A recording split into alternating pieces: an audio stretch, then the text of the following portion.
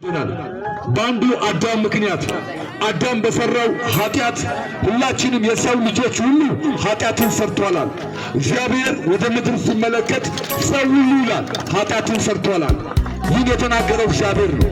ሁሉም ኃጢአትን ሰርተዋል፣ የእግዚአብሔር ክብር ጎሏቸዋል።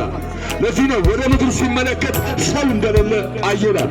መጽሐፍ ቅዱስ ሲናገር ኢሳይያስ 59 ቁጥር 16 ላይ ሰው ወደዚች ምድር ላይ ሲመለከት ሰው ሲያጣ እግዚአብሔር የገዛ ክንዱ መድኃኒትን ወደዚች ምድር ላይ ላከልን። ጌታችን መድኃኒታችን ኢየሱስ ክርስቶስ ከቅድስት ድንግል ማርያም በብስራተ ገብርኤል አማካኝነት እነሆ ከአንቺ የሚወለደው እሱ የዓለም መድኃኒት ነው። መድኃኔዓለም ክርስቶስ ኢየሱስ ወደዚች ምድር ላይ ተወልዶልናል። ወዳጅ እቺ ዓለም በኃጢአት በበሽታ በብዙ አይነት እስራት የተያዘች ስለሆነ የዚህ ዓለም ገዥ ዲያብሎስ በዚች ምድር ላይ አንተን ሰውነትን ዘመንን ዕድሜን ሊበላ ወደዚች ምድር ላይ ስለተጣለ የዚህ ዓለም ገዥ ዲያብሎስ አለ። የዚህ ዓለምን ገዥ ዲያብሎስ የምታሸንፈው በልጁ በክርስቶስ ኢየሱስ ነው።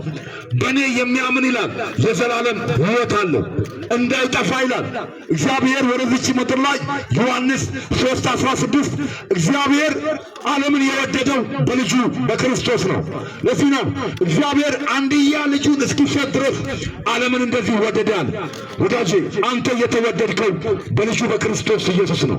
ለዚህ ነው ዓለምን የምታሸንፍበት አንደኛው እምነት ነው ይላል። ወዳጄ ክርስቶስ ኢየሱስን በማመን ነው።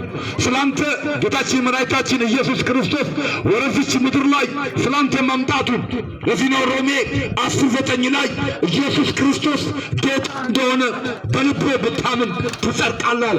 ከሙታን እንደተነሳ በአፍህ ብትመሰክር አሁን ትድናለህ አለ። ወዳጄ የመዳን ቀን አሁን ነው፣ ነገ አንተ አይደለም።